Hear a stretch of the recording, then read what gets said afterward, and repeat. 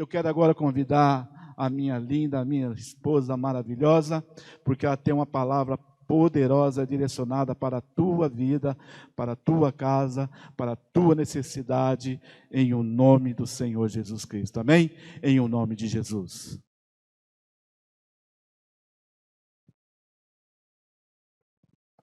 A paz do Senhor, boa noite a todos. Estava com saudade já, mas confesso que é muito, muito estranho levar a palavra de Deus dessa maneira para vocês. Mas assim como já foi dito aqui no início, eu quero agradecer novamente por você estar permitindo todos nós entrarmos na sua casa. Agradecendo porque você está abrindo sua casa para a palavra de Deus. Amém? Para quem não me conhece, eu me chamo Ana, pastora Ana Joseli. Nós somos aqui de Ouro Fino, Minas Gerais. E aqui é a igreja Sara Nossa Terra. E nós agradecemos a vocês por estarem ouvindo a palavra de Deus. Eu não sei aonde está chegando, aonde está indo, para onde está sendo propagado, mas eu sei que ela está chegando bem longe. Quero aqui também pedir para que vocês comecem agora a compartilhar. Compartilhe esta palavra. Liga aí para as pessoas que você ama, para os seus amigos. Manda a palavra de Deus. Às vezes a gente fica assim com a maior vergonha de mandar, né? Para pessoas que nós não conhecemos. Mas eu sei que a palavra de Deus não volta vazia.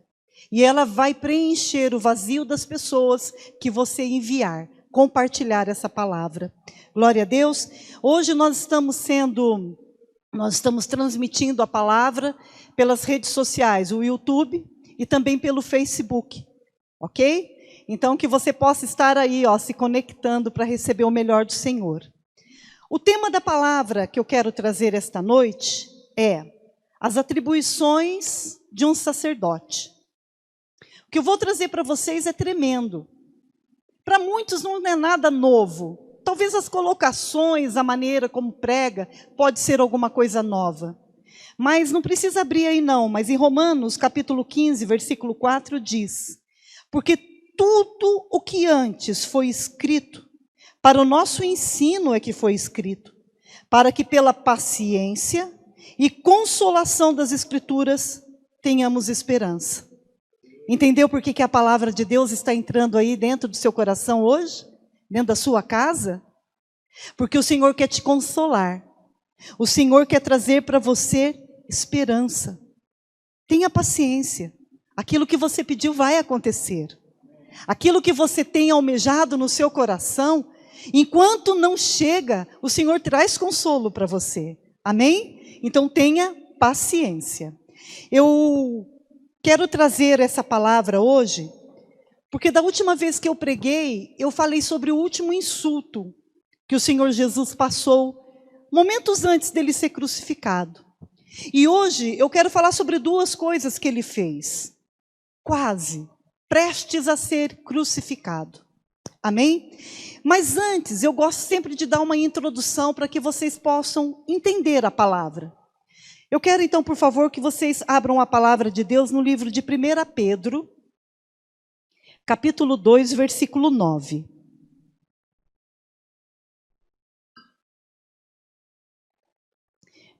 Pedro 2, versículo 9. Olha bem o que está escrito. Vós, porém, vê se você se encaixa nesse vós aqui, porque o Senhor está direcionando uma palavra, certo? Vê se você se encaixa. Vós, porém, sois raça eleita, sacerdócio real, nação santa, povo de propriedade exclusiva de Deus, a fim de proclamardes as virtudes daquele que vos chamou das trevas para a sua maravilhosa luz. Como é que você se encaixa nisso? Você é sacerdote? Porque Pedro está dizendo que nós somos uma raça eleita. Portanto, hoje nós somos um sacerdócio real. Então, para que você entenda a palavra, eu vou te dar uma pequena introdução. O que é ser um sacerdote? Ser um sacerdote no Antigo Testamento era aquele que tomava conta do templo. Seu trabalho principal era representar o povo diante de Deus. Não tinha um sacerdote, não. Tinham muitos. Lá no templo, no Santo dos Santos, ficava cheio de sacerdote. Só uma vez no ano, é que podia entrar no Santíssimo. Podia entrar na presença de Deus, passar pelo véu. E este tinha o nome, o maior nome, a maior hierarquia religiosa da época, que era o sumo sacerdote. Amém? Mas eu quero falar sobre os sacerdotes. Os sacerdotes, então, é o que tomava conta do templo. Seu trabalho principal era representar o povo diante de Deus. Era o sacerdote que oferecia os sacrifícios dos animais, dos cereais e do incenso a Deus em favor ao povo. Quando o sacerdote oferecia em favor ao povo as ofertas a Deus, Deus recebia aquela oferta como? Como um cheiro agradável e suave diante da sua presença. Então subia o cheiro, subia o pecado e Deus devolvia o quê? O perdão. E era o sacerdote que fazia esse ritual. O sacerdote estabelecia comunhão entre Deus e os homens. O sacerdote oferecia sacrifícios pelos pecados das pessoas. A parte do templo, podia o sumo sacerdote entrar na presença de Deus dentro do templo. E por causa dessa responsabilidade do sacerdote, então para que a pessoa fosse um sacerdote perante o Senhor, ele tinha que cumprir muitos princípios. Então como é que no Velho Testamento, você vai entender também no Novo Testamento, como é que no Velho Testamento uma pessoa, um homem, poderia ser um sacerdote na presença do Senhor? Então começava muito cedo. Muito cedo. E os princípios eram mais ou menos esse daqui. Eu não vou falar todos, apenas os principais. Eles estudavam, média, de 5 a 8 anos. E o que eles estudavam nesses 5 a 8 anos? Eles estudavam a Torá. A Torá são os 5 primeiros livros da Bíblia, o Pentateuco. Os 5 primeiros livros escritos por Moisés. Olha, gente, se você pegar firme, rapidinho você lê os 5 primeiros livros. Eles ficavam de 5 a 8 anos estudando a Torá. Quando eles estavam estudando também, eles tinham que fazer turno de 12 em 12 horas no templo. Eles tinham que colocar lenha no altar para que o fogo não apagasse. Os alunos que queriam se tornar, os discípulos, né? Os alunos que queriam se tornar sacerdote, depois de 5 a 8 anos de estudo, só depois, eles tinham que grudar no sacerdote. Aonde o sacerdote ia, aonde o sumo sacerdote da época ia, nesta época que eu estou pregando para vocês, o nome do sumo sacerdote era Caifás. Então, aonde o senhor Caifás ia, o aprendiz tinha que ir atrás. Só que para ele ir atrás do sumo sacerdote, tinha que faltar 1 ano para ele ser consagrado sacerdote. Então, depois de todo aquele estudo, de toda aquela preparação, de tudo que ele servia no templo já, que ele tinha turno, 1 ano antes, ele ficava grudado no sumo sacerdote. Então, ele deixava de ter aquele nome de aprendiz. Ele deixava de ter aquele nome de discípulo. E ele passava a ser chamado de servo. Servo do sumo sacerdote. Amém? Então, lá no templo existiam muitos sacerdotes. E o servo do sumo sacerdote precisava, além de estudar, preencher alguns requisitos, que eu só vou citar para você onde está. Lembre-se, isso é apenas uma introdução, para você entender a palavra. Esses requisitos que eu estou citando para você, que eu vou citar para vocês agora, você vai encontrar lá no livro de Levíticos, 14, Levíticos capítulo 21, versículo 21, Levíticos capítulo 21, versículo 17. Anota aí, para que você depois confira, tá bom? Lá em Levítico diz muitas coisas, mas eu vou deixar frisado apenas algumas coisas. Diz que o pretendente, aquele que fosse um dia querer ser sacerdote, ele não poderia ter nenhuma deformidade no seu corpo. Nenhuma. Ele não poderia ser cego, ele não poderia ser manco, ele não poderia ser coxo, ele não podia ter nada amputado no seu corpo, ele não poderia ter nada. Ele tinha que ser perfeito, assim como o nosso Senhor é. Hoje, nós temos o nosso sumo sacerdote, e ele é Jesus Cristo. E ele é perfeito. Então, 1 Pedro 2, versículo 9, diz que hoje nós somos sacerdotes. Mas por causa de quê? No Velho Testamento, tinha que passar por todos esses processos. E hoje? Qual o processo que você precisa passar para se encaixar no que está escrito aqui na palavra de Deus? Você precisa aceitar a Jesus como seu único, suficiente. Não precisa de outro. Precisa ter Jesus como seu Senhor e como seu Salvador.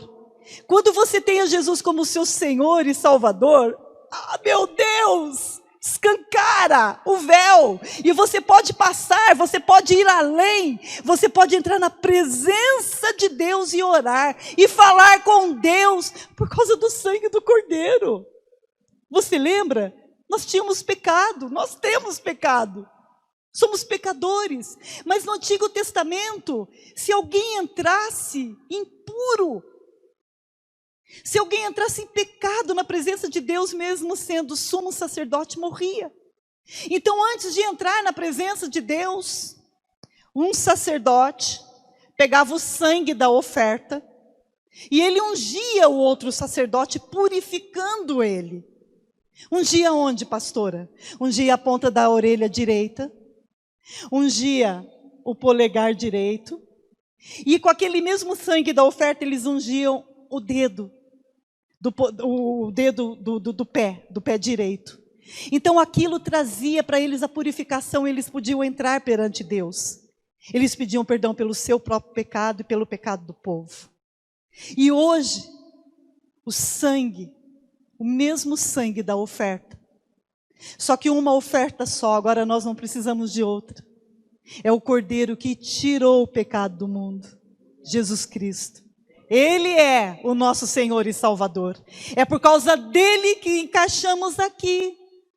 Então você precisa entender se Jesus é suficiente para você. Porque se ele não for suficiente, se orar a ele, se ele não for o único mediador entre você e Deus, porque naquela época tinham os sacerdotes. O sacerdote fazia essa mediação. O sacerdote levava os pecados do povo para Deus. Hoje é o Senhor Jesus quem faz isso. Ele é o único mediador. Nós não temos outro. E não é nós que pensamos assim. É porque está escrito. Então, sendo Jesus o nosso único mediador, nós não precisamos de outro. Nós somos sacerdotes perante o Senhor. Amém? Então agora, eu gostaria que você abrisse a palavra no livro de Mateus, capítulo 26, no versículo 3. Interessante é que no Velho Testamento, quando subia o cheiro daquela oferta ao Senhor, subia como um aroma agradável, como perfume, né? Aroma que é agradável, é perfumado, né? Como que alguma coisa que cheira mal pode ser um aroma agradável? Então hoje, por causa de Jesus, nós somos o bom perfume de Cristo. Nós somos o bom perfume de Cristo. Porque nós somos a oferta viva. Você entendeu isso? Você entende isso porque você larga de todas as coisas erradas por amor ao Senhor. Qual é a função do sacerdote? Não é entrar na presença de Deus? Como é que você vai entrar em pecado? Então a função do sacerdote atual hoje, que eu vou deixar para falar mais no final, nada mais é, nada menos é do que largar do pecado e se consagrar a Deus. Amém? Pois é, mas teve uma reunião. Teve uma reunião, não sei de quanto tempo, a Bíblia não fala quanto tempo durou, mas a Bíblia diz que foi 2 dias antes da Páscoa. Esta reunião oh meu Deus, reuniu um povo muito chique, um povo muito famoso, pessoas que tinham poder naquela época. Vamos lá olhar, por favor, Mateus capítulo 26. Deixa eu abrir aqui. Capítulo 26, versículo 3. Então, os principais sacerdotes, está vendo como tinha muitos sacerdotes? As pessoas às vezes pensam, não, o sumo sacerdote é um, mas também tinha um sacerdote só. Não, tinha muitos sacerdotes. Mas nesta reunião, versículo 3, diz que os principais sacerdotes, os anciões do povo se reuniram no palácio do sumo sacerdote, chamado o que mesmo? Caifás. E deliberaram prender Jesus à traição e matá-lo. Mas diziam, não podemos fazer durante a festa, para que não haja tumulto entre o povo. Que festa era aquela? A festa dos pães asmos e a Páscoa. Versículo 6. Aliás, até o 5, vamos deixar até o 5. Então, nesta reunião, o que eles estavam tratando? Eles precisavam matar o Senhor. Eles precisavam calar Jesus. Eles não queriam saber o que Jesus Cristo estava fazendo, porque isso estava ofuscando o ministério deles. Estava indo contra aquilo tudo que eles estavam pregando. Eles esperavam o Messias, sabia que Jesus iria vir. Mas o filho do José, aquele menino Galileu, me poupe, não pode ser ele. E era. Então eles estavam fazendo aquela reunião. Jesus, 2 dias antes, tinha dado a ceia. Quem é que tomou da ceia indevidamente? Pois é, Judas. E a Bíblia diz que depois que ele tomou do bocado, o diabo entrou nele. Então ele estava endemoniado. Judas então pensou com ele, estou precisando de uma grana. Eu estou precisando de algumas coisas e eu sei que aquele pessoal está reunido lá hoje, eu vou lá. Na hora da reunião, quem que aparece? Mateus não fala, mas os outros evangelhos falam. Os 4 evangelhos falam sobre isso. No outro evangelho fala que Judas chegou no meio daquela reunião. Olha que coisa, igreja. Os caras estavam preparando uma maneira, eles estavam ali tramando uma maneira de matar o Senhor. Ali estavam as pessoas certas para eles, na hora certa, no lugar certo, e de repente chega o pivô da história. De repente entra aquele que traria a solução para eles. Quando as coisas dão muito certo assim é de Deus, né? O que você acha? Não é, né? Então nem tudo que dá certo na sua vida, presta atenção, nem tudo que vai direitinho e você fala, não, tem que ser de Deus isso, porque está dando muito certo.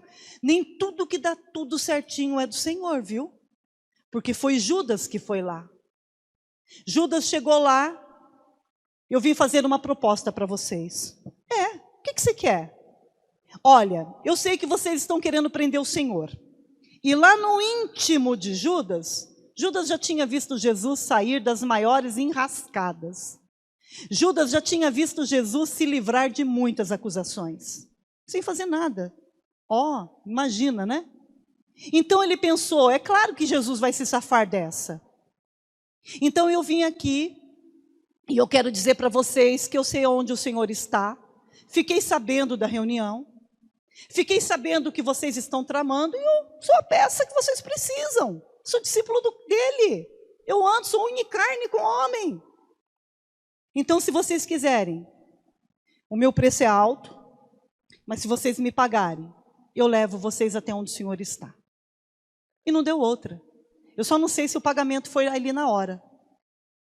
Mas o preço da traição era chegar para Jesus e dizer, salve mestre, paz seja convosco. Está escrito isso. E lhe deu um beijo.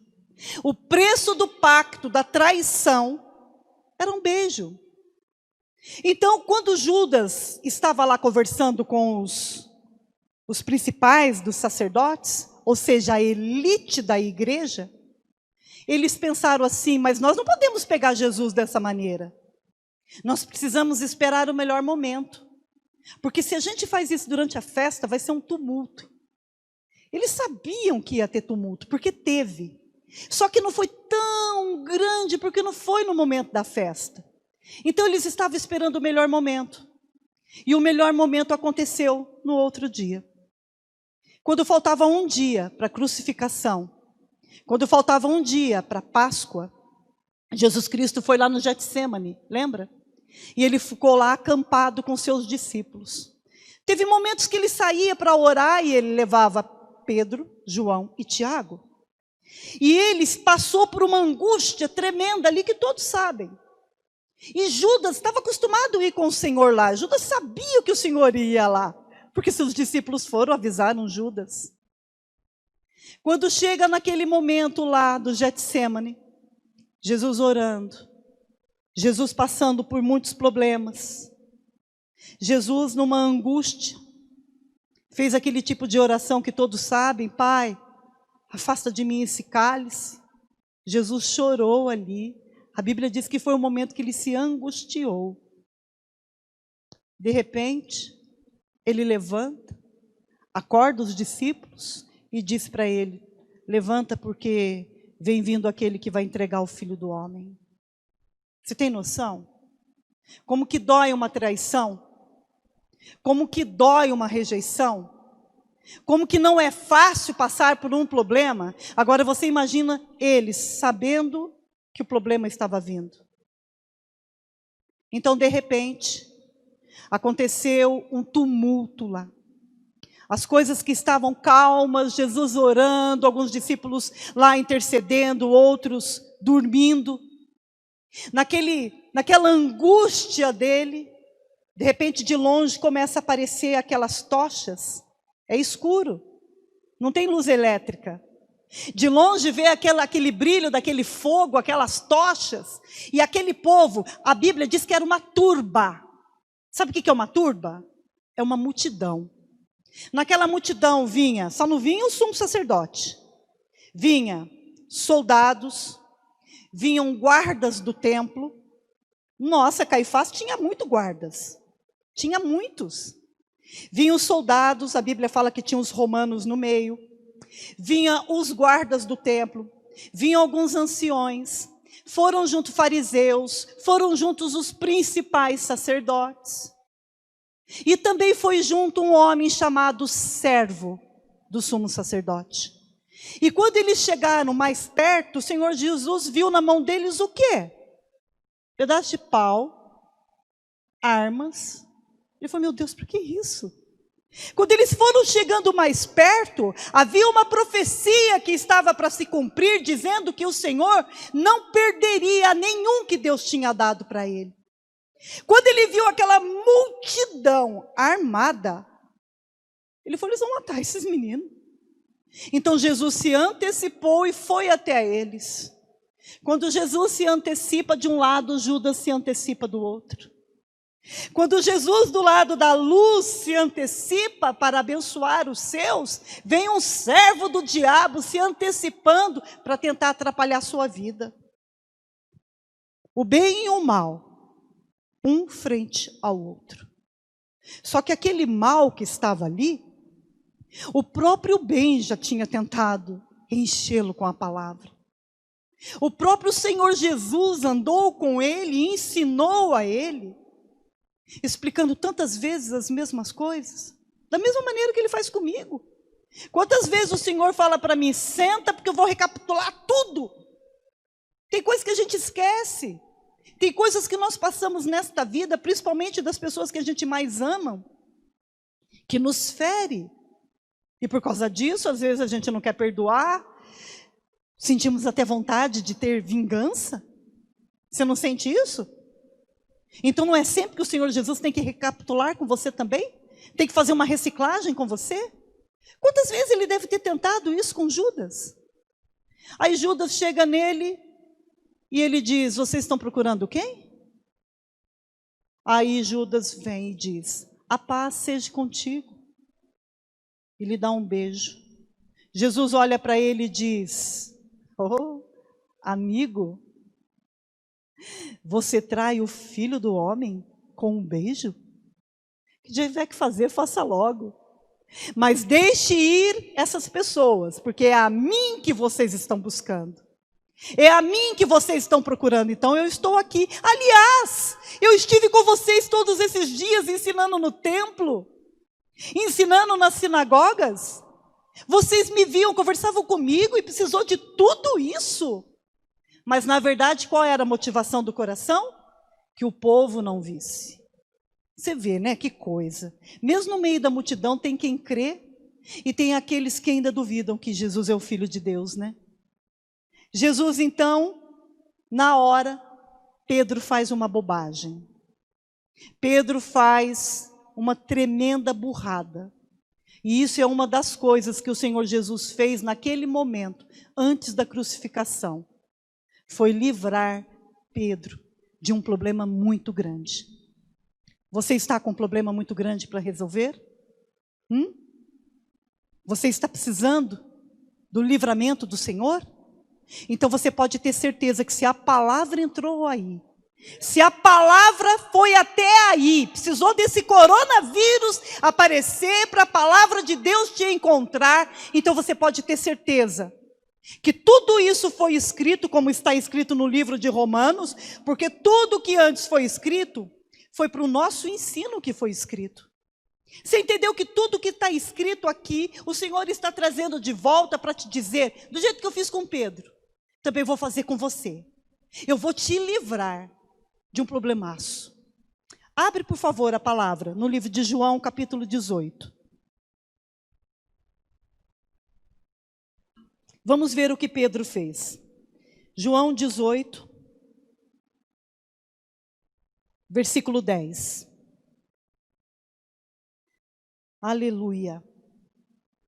Então, chegou aquela turba, os caras estavam armados até os dentes. O que tinha de arma na época, eles usaram. Quando eles foram para cima de Jesus, quando Jesus liberou, disse, eles não, peguem a mim, tinha um sanguíneo no meio. Sabe aquele sanguíneo hemorrágico? Que eles não pensam antes de fazer as coisas e vão para cima? Então, Pedro fez uma bobagem naquela hora. Os outros saíram todos correndo. Se você pegar a palavra no livro de Marcos, Marcos foi testemunha ocular do que estava acontecendo ali. Uns dizem que não, mas Marcos, dá uma lida lá, depois no livro de Marcos, bem no finalzinho. Marcos, deixa eu ver, mais ou menos no capítulo 14, ali versículo 40 e pouco, não me lembro, diz que até tinha um rapaz que estava com um lençol, e ele estava nu, porque na hora que ele viu o tumulto que aconteceu ali, ele deixou o lençol cair, e a Bíblia diz que ele estava nu. Por que sair de lençol? Porque a cultura da época, eles usavam lençol como hobby. Sabe aquele hobby que você põe? Então, ele usava isso. A Bíblia diz que todos os discípulos correram, mas teve um sanguíneo, hemorrágico, que enfrentou. Mas ele enfrentou por quê? E o que ele fez? Vamos dar uma lida. Versículo do capítulo 18, versículo 10. Então, Simão, Pedro, ele puxou da espada que trazia e feriu quem? Olha o que está escrito. O servo do sumo sacerdote, cortando-lhe a orelha direita, e o nome deste servo era Malco. Na hora que Pedro viu que o Malco estava chegando, Pedro conhecia Malco. Pedro sabia que faltava 1 ano para que ele recebesse a consagração de sacerdote. Sabia disso? Por que mesmo? Porque quando o aprendiz, o aluno, ele passava a ter o nome de servo do sumo sacerdote, é porque ele já tinha entregado a vida dele inteira. Ele já tinha deixado de sair, ele já tinha deixado de conhecer pessoas, ele já tinha feito muitas renúncias para poder estudar o que estudou e chegar até onde ele chegou para ser consagrado sacerdote. Então Pedro sabia que ele estava ali amando de Caifás. Porque o servo do sumo sacerdote era aquele que fazia qualquer coisa que o sacerdote mandasse. Desde as piores coisas até as coisas boas. Desde o que era profano até as coisas que eram puras. No coração de Malco, quando ele foi até lá, porque foi ele que liderou os guardas do templo, porque abaixo do sumo sacerdote ali, era ele. Não eram os outros sacerdotes, não era. Era ele que estava comandando. Então Pedro, quando viu aquilo, falou: você fica no templo, você fica na igreja, lá você é um e na rua você é outro. Como é que você pode ter dois caráter?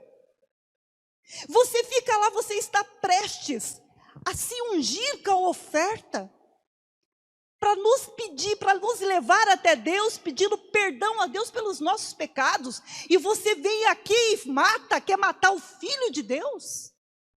Porque Malco estava armado. Pedro sabia.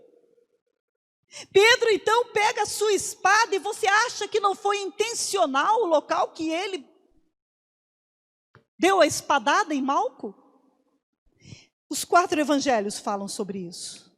Só que em João capítulo 18, versículo 10, como Romanos 15, versículo 4, eu já li, disse que tudo que foi escrito hoje para o nosso ensino. Porque João capítulo 18, versículo 10, iria falar o nome do servo do sumo sacerdote, e porque também iria deixar bem claro qual membro e qual lado do corpo era este membro. Vocês estão lembrados quais eram os requisitos para que ele fosse um sacerdote perante Deus? Levíticos fala que ele não poderia ter nenhum tipo de problema no seu corpo. Quando Pedro pega da sua arma, se foi para decapitar ou não, o que eu acho muito improvável, o que ele queria era acabar com o ministério de Malco. Vocês imaginam a dor de Malco quando ele... Coloca a imagem, quem está assistindo pelo YouTube, vai ter uma imagem excelente agora, de mais ou menos como que aconteceu. Malco deve ter caído no chão, porque foi uma dor violenta.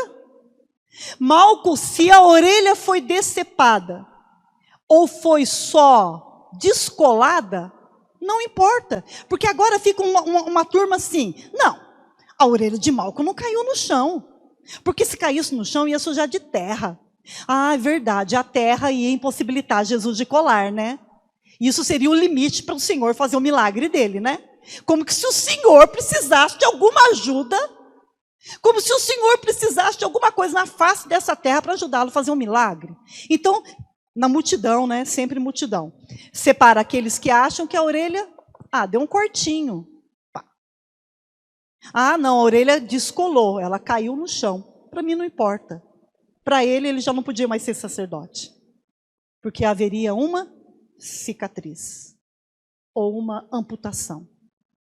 Então, quando ele fosse entrar no Santo dos Santos, quando ele fosse entrar no Santíssimo, como sumo sacerdote, ele não poderia mais ungir a ponta da sua orelha. Então ele não poderia mais ser sacerdote perante o Senhor. Então aquele homem, eu imagino a dor dele. Olha, sabe por que eu posso imaginar? Porque eu sou ministra da palavra. Porque eu sou pastora. Eu vejo a dor de muitas pessoas que já perderam o seu ministério. Eu vejo, eu ouço, eu fico sabendo de dores de pessoas que falam assim: eu renunciei a muitas coisas, eu entreguei a minha vida ao Senhor, e hoje eu estou parado, estou sangrando, está doendo. Por quê? Qual foi a arma que Pedro usou para ferir Malco? A espada. Você sabe o que significa espada, né? Malco, caído no chão, ajoelhado, de pé, não sei. Aquele sangue caindo todo do lado direito dele. sem orelha ou com orelha mais ou menos descolada. O que passou ali naquele momento? O que passou aquele filme na vida de Malco? Meu Deus, quantos anos estudando! Senhor, quantas renúncias por sua causa! Senhor, quantos bailes eu deixei de ir! Quantas baladas, Senhor! Quantas falcatruas eu deixei de fazer! Porque mesmo que a motivação de Malco fosse errada, no fundo ele sabia que estava servindo a Deus. No fundo ele sabia que aquilo que ele estava fazendo era para Caifás. Então se era para o sumo sacerdote, era para Deus. Mas pastor, a motivação do coração dele foi errada. Sim, ele estava no erro. E foi por isso que Jesus veio, pegou a orelha dele. Você quer saber o que eu acho? Não estou nem aí com o que quem pensa ou acha. Eu acho que a orelha caiu no chão. Jesus catou aquilo lá, colou. Não ficou cicatriz. Você tem noção disso? Tudo, qualquer cirurgia, qualquer coisa que envolva uma parte que foi amputada, fica cicatriz. Mas o sacerdote não podia ter cicatriz. Ele tinha que ser perfeito. Malco, com a sua dor ali, Jesus o curou. Malco, mesmo tendo aquela dor desesperada, Jesus trouxe para ele o consolo. Devolveu o ministério dele e curou a dor. Se você está achando que quando o Senhor te leva você a perdoar alguém, fica requisitos dentro de você? Não fica cicatriz. Aquilo fica definido, aquilo fica certo dentro de você. Tem pessoas que falam assim, eu perdoei, mas eu quero que morra. Eu perdoei, mas se eu ver passando na rua, eu mudo de calçada. Calma. O Espírito Santo está no processo na sua vida. Mas o processo não deixa cicatriz. O processo te faz olhar para aquela pessoa e você não ter dó, mas ter misericórdia. Porque misericórdia só tem para dar quem recebeu. Misericórdia só recebe aqueles que são filhos de Deus, aqueles que são raça eleita, aqueles que são sacerdócio real na presença do Senhor, entendeu? Aqueles que têm o bom perfume de Cristo. Malco desesperado, o Senhor vai e ali resolve o problema de Pedro. Por quê? Porque Pedro seria acusado.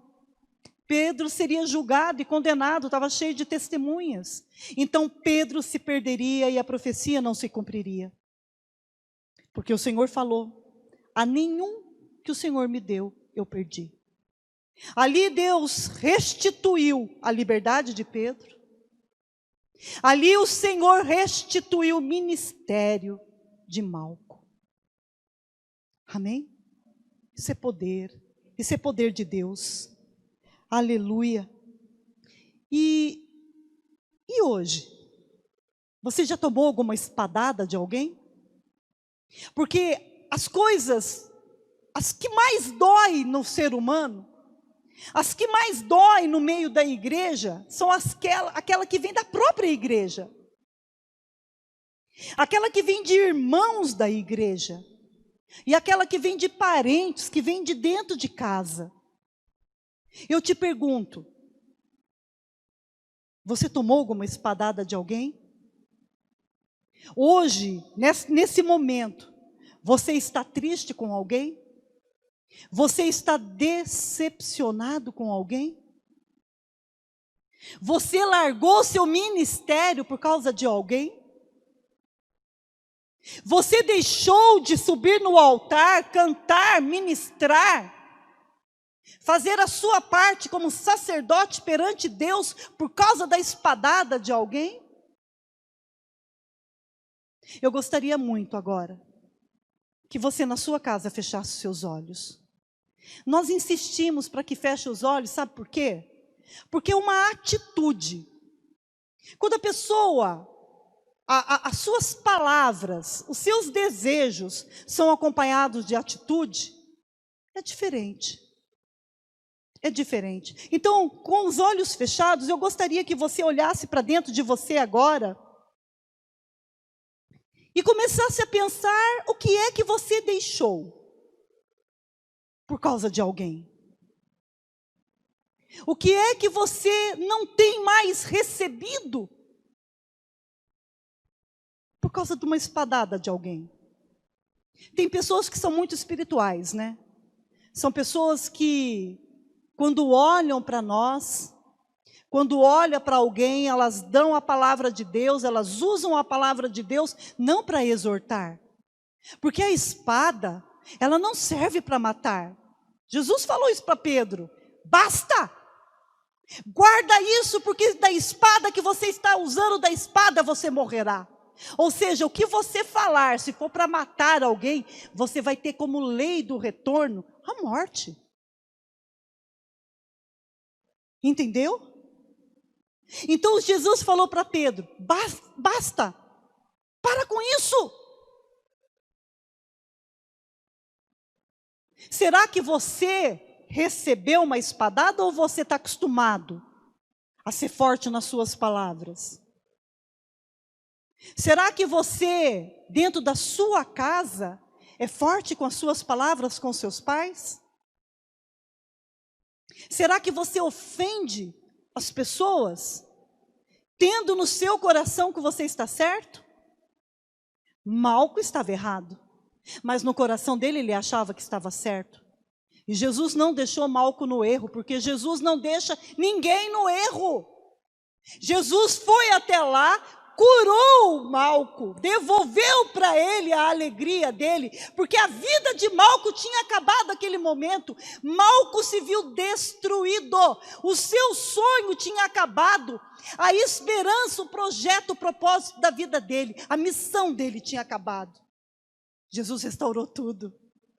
Você está entendendo por que a palavra de Deus está entrando na sua casa hoje? Porque o Senhor está alicerçando aquilo que está ruindo, por causa de palavra sua, por causa de palavras que você deixou sair. Tem coisas que estavam muito firmes e começou a ruir. E se não é Deus entrar na sua vida hoje, se não é o Senhor hoje entrar na sua vida, você não iria mais ser o mesmo. E o Senhor hoje entra na sua casa e cura você e não deixa nenhuma cicatriz.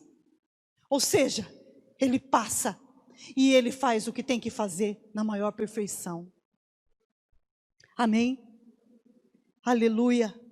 Eu gostaria de chamar o louvor, por favor.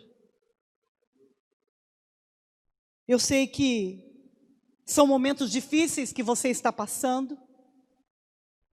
Eu sei que muitos de vocês aí já receberam palavras que esses tempos agora, por tudo que está acontecendo, você vai perder o que tem, você vai perder o teu emprego, seu salário vai diminuir, como eu sei que de muitos já estão diminuindo, que você não vai poder pagar suas contas em dias, nós sabemos, estamos todos no mesmo barco. Mas tem palavras que você tem recebido dentro de você como morte. Por quê?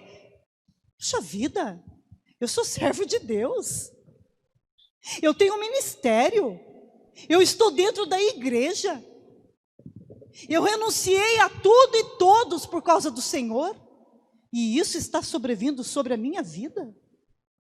Sim, muitas coisas vão acontecer com você ainda.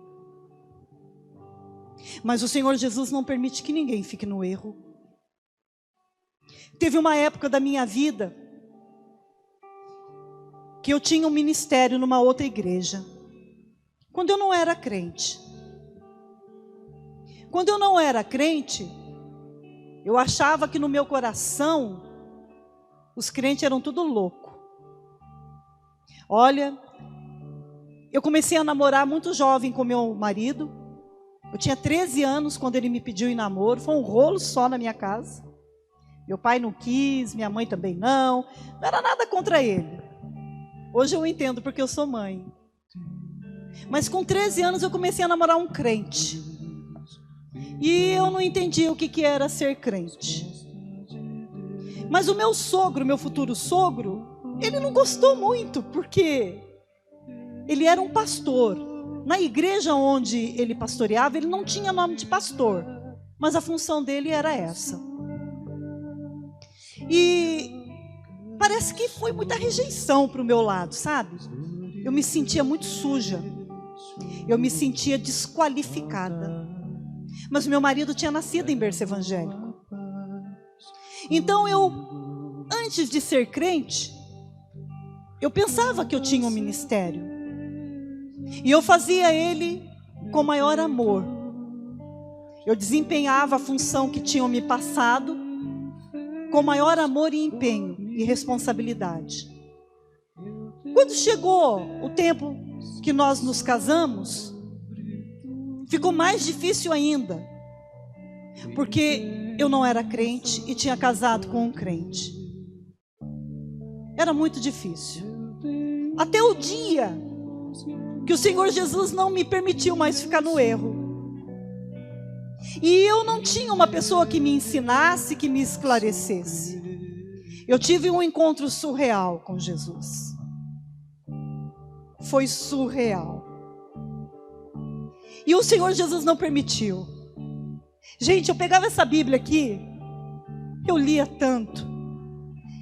Eu fazia as orações sem saber que aquilo era oração. Eu cantava, mas eu não sabia que estava fazendo. Portanto, eu era diferente da tribo onde eu estava servindo a Deus. Deus não podia me deixar ficar naquele lugar. Deus não podia me permitir ficar no erro. Então, assim como o Senhor fez com Malco, Deus fez comigo. Ele me deu um ministério verdadeiro. Sabe por quê? Porque Malco fazia a parte ruim das pessoas. Eu estou numa regional hoje onde o meu bispo chama Bispo Jairo. Um homem íntegro, um homem abençoado e valoroso. Ele nunca, jamais iria pedir para mim ou para o meu marido fazer alguma coisa que fosse fora da palavra de Deus. Jamais.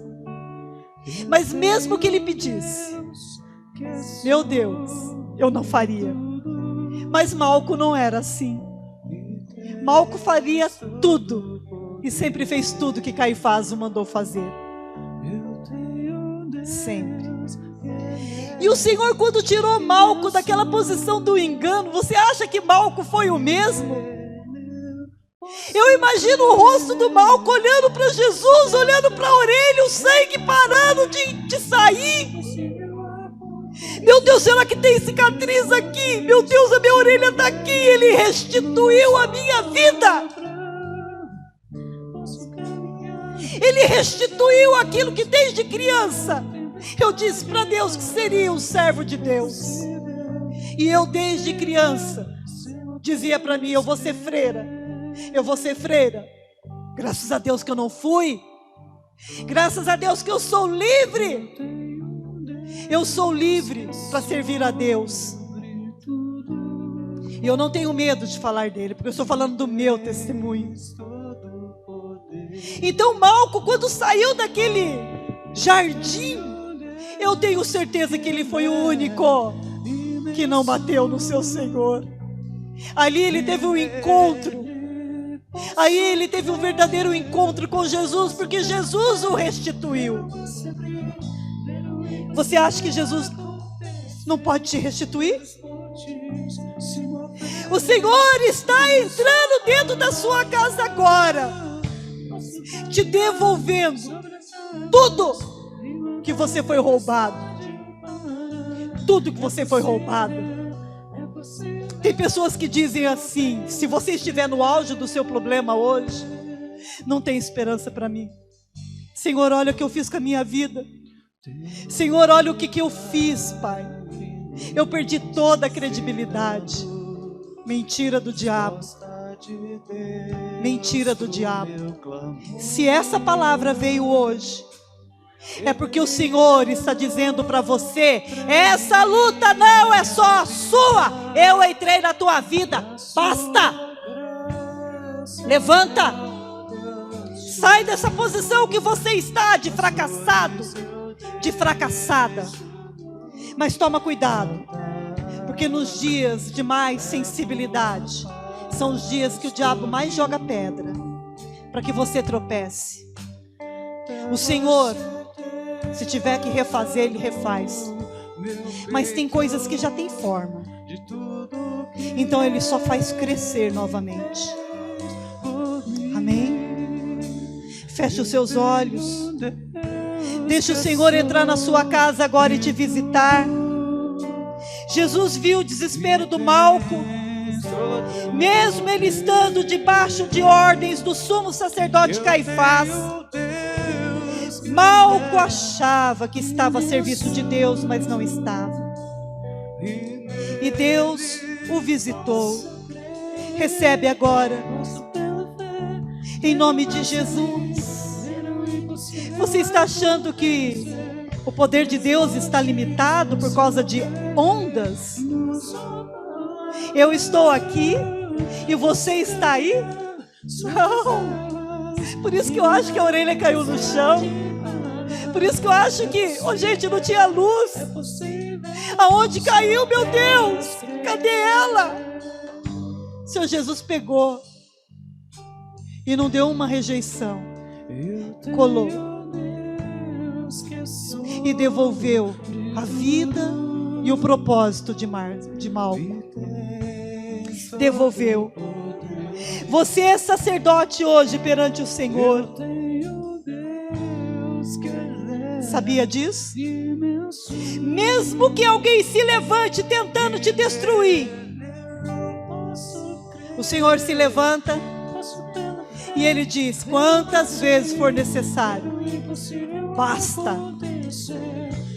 Se levanta. Toma agora posse dessa palavra na sua vida e começa a caminhar. Você é livre no Senhor. O Senhor está te chamando para voltar.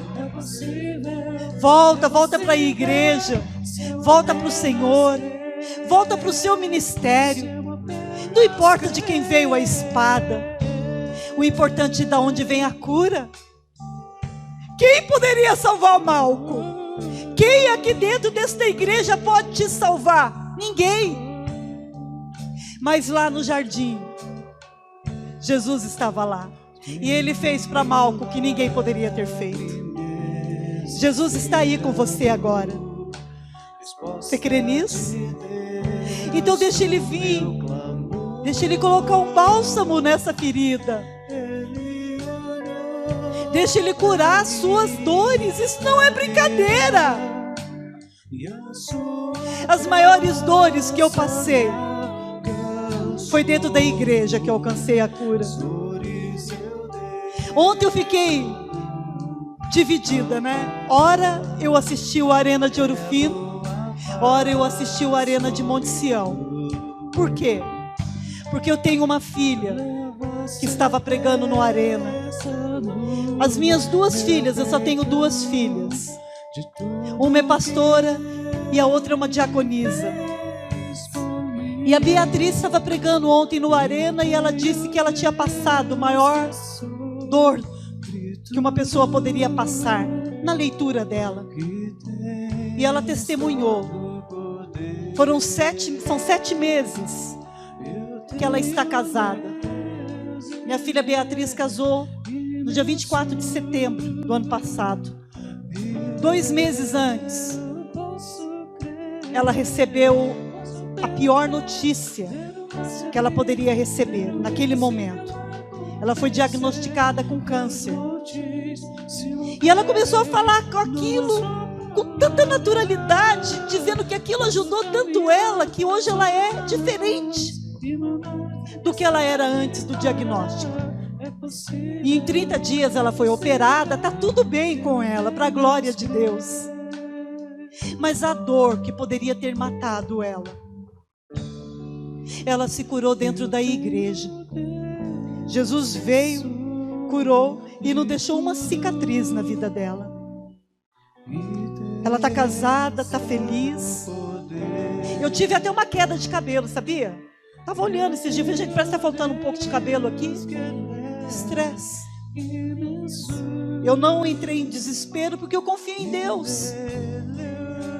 Você acha que Deus não pode curar o seu filho? Você acha que Deus não pode entrar aí e tirar a sua filha desse problema? Você acha que o Senhor Jesus não pode visitar teu casamento agora?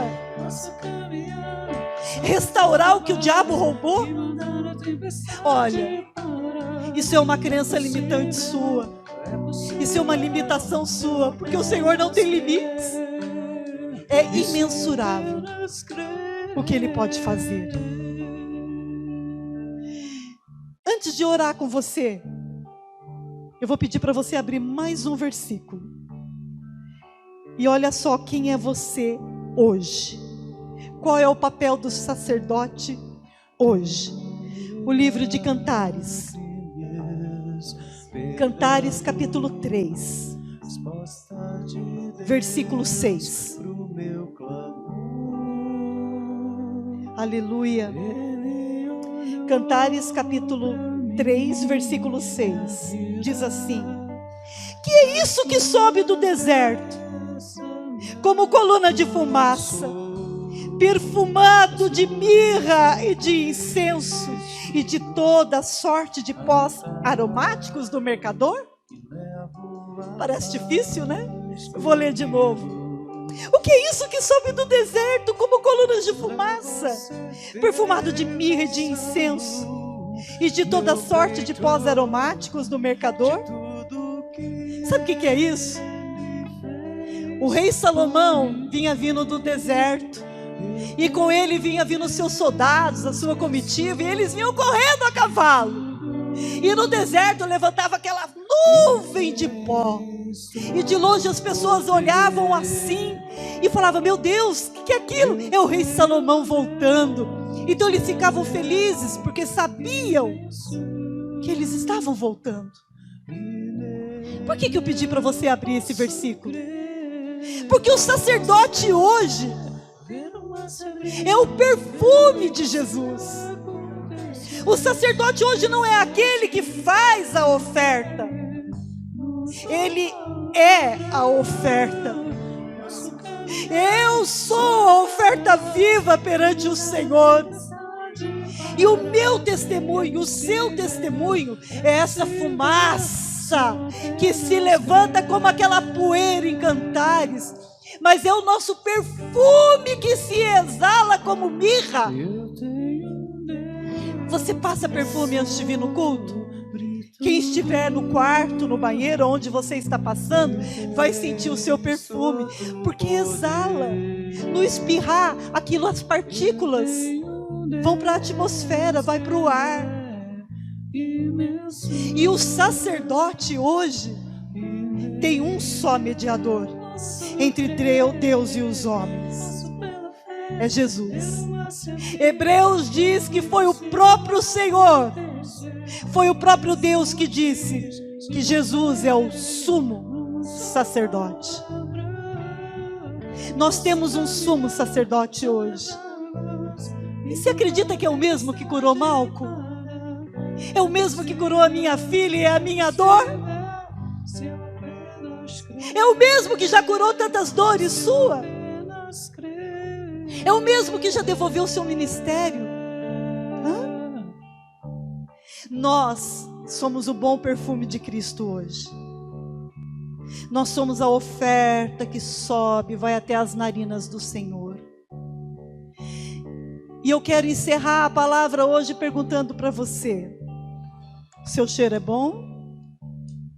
O seu aroma é agradável? Como é, homens, o seu cheiro dentro de casa? Como é o seu perfume perto da sua esposa? Perto dos seus filhos? Como é o seu perfume no seu trabalho? E dentro da igreja? Qual é o seu aroma? E você, mulher? Qual é o perfume que você deixa sair de dentro de você? É um perfume, é um aroma agradável ao Senhor? Porque se você estiver machucada, Ou se você, meu irmão, estiver machucado, é só chamar o Senhor agora. Se você tiver liberdade, condições físicas, se ajoelhe onde você está. Fala para o Senhor agora tocar onde passaram a espada em você. Espada não é para machucar. Eu sei que ela confronta.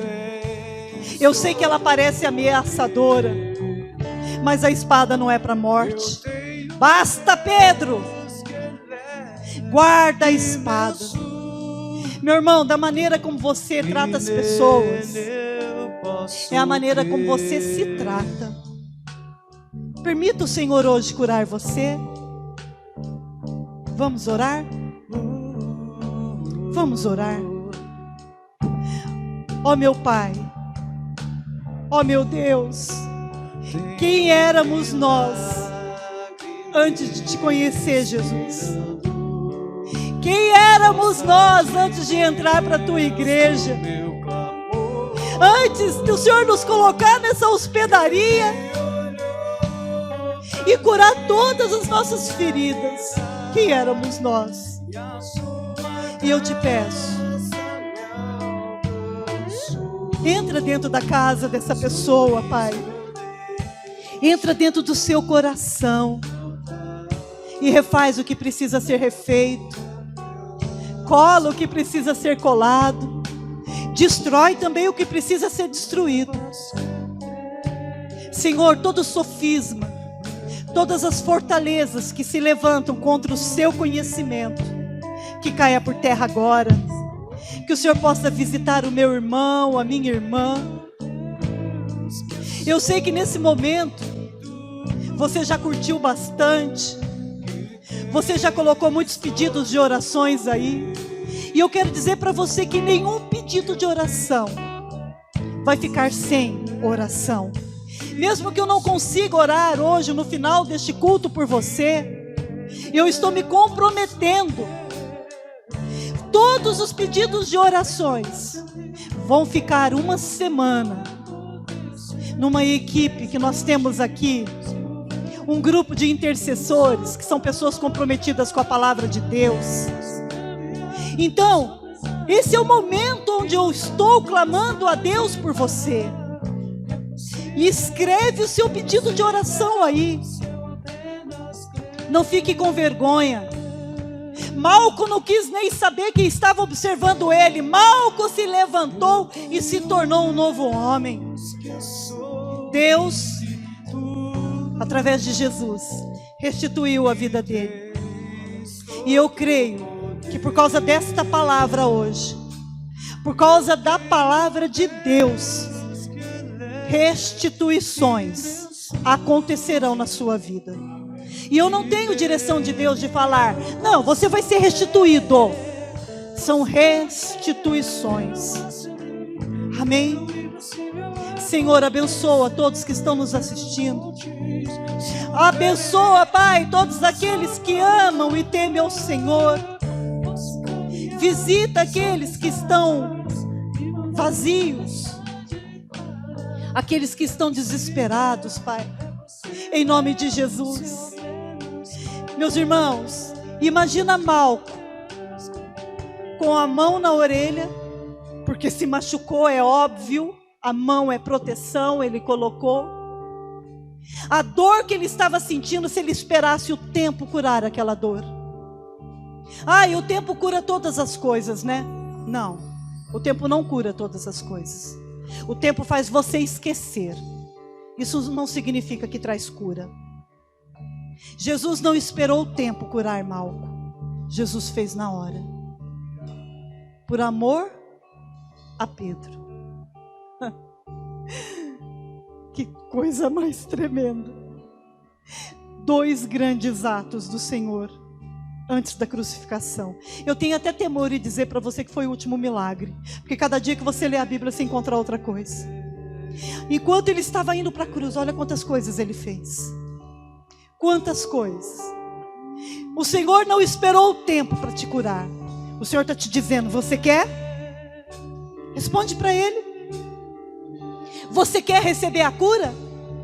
Então receba agora, em nome de Jesus. Basta este problema. Esse problema não é mais só seu.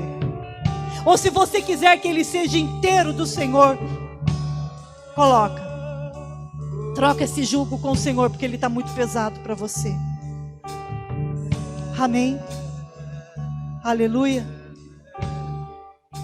Domingo que vem nós estaremos aqui novamente. Sábado nós estaremos aqui novamente. Quarta-feira nós estaremos aqui novamente. Comecei de trás para frente, né? Não tem problema, então vamos de frente para trás. Quarta, sábado e domingo nós estaremos juntos novamente, cultuando a Deus. Mas isso não significa que segunda, terça, quarta, quinta, sexta, sábado e domingo não sejam dele. Nós somos sacerdotes perante o Senhor. Isso significa que nós somos o bom perfume de Cristo. Nós somos a oferta viva. Nós largamos do pecado e servimos a Deus de todo o coração. Essa é a função do sacerdote, servir a Deus no templo. Amém? Sacerdote tem ministério. Sacerdote ajuda as pessoas. Ele exala o bom perfume de Cristo aí fora, que são as boas novas.